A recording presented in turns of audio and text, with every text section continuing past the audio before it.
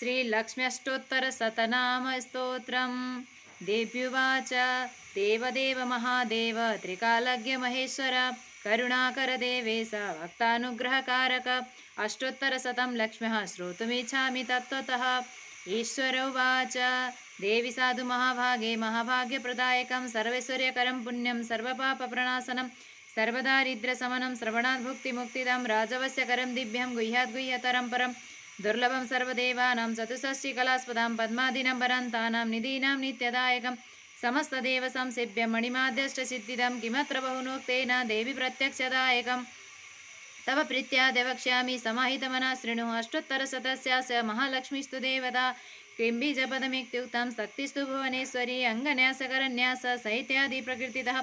ध्यानं वन्दे पद्मकरं प्रसन्नवदनां सौभाग्यदां भाग्यदाम् अस्त्याभयमभयप्रदां मणिगणे नानाविधैर्भूषितां भक्ताभीष्टफलप्रदां हरिहर ब्रह्मादिविसेवितां पार्श्वे पङ्कजशङ्खपद्मनिधिभिः युक्तां सदा शक्तिभिः सरसिजनयने सरोजहस्ते धवलतरां सुखगन्धमाल्य शोभे भगवति हरिवल्लभे मनोगे त्रिभुवनभूतिकरि प्रसीद मह्यम् स्तुति प्रकृतिं विकृतिं विद्यां सर्वभूतहितप्रदां श्रद्धां विभूतिं सुरभिं नमामि परमात्मिकां वाचं पद्मलयं पद्मां शुचिं स्वाहां सदां सुधां धन्यमिरन्मयीं लक्ष्मीं नित्यपुष्टां विवावरीं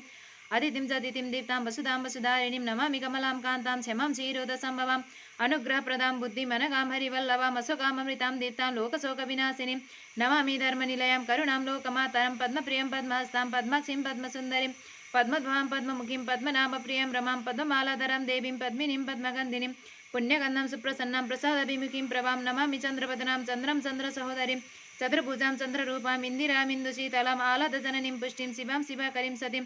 विमलां विश्वजननीं तुष्टिं दारिद्र्यनाशिनीं प्रीतिपुष्करिणीं शान्तां शुक्लमाल्यम्बरां श्रियं भास्करीं बिल्वनिलयाम्बरारोहां यशस्विनीं वसुन्धरामुदाराङ्गां हरिणीं हेममालिनीं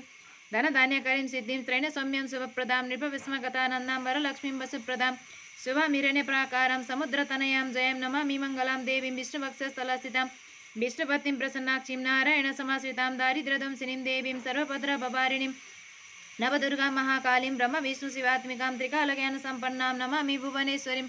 लक्ष्मीं क्षीरसमुद्रराजतनयं श्रीरङ्गधामेश्वरीं दासीभूतसमस्तदिव्यवनितां लोकैकदीपाङ्कुरं श्रीमन्मन्दकटाक्षलब्धविभव ब्रह्मेन्द्रगङ्गाधरं तां त्रैलोक्यकुटुम्बिनीं सरसिजां वन्दे मुकुन्दप्रियं मातः नमामि कमले कमलायताक्षी श्रीविष्णुरित्कमलवासिनि विश्वमातः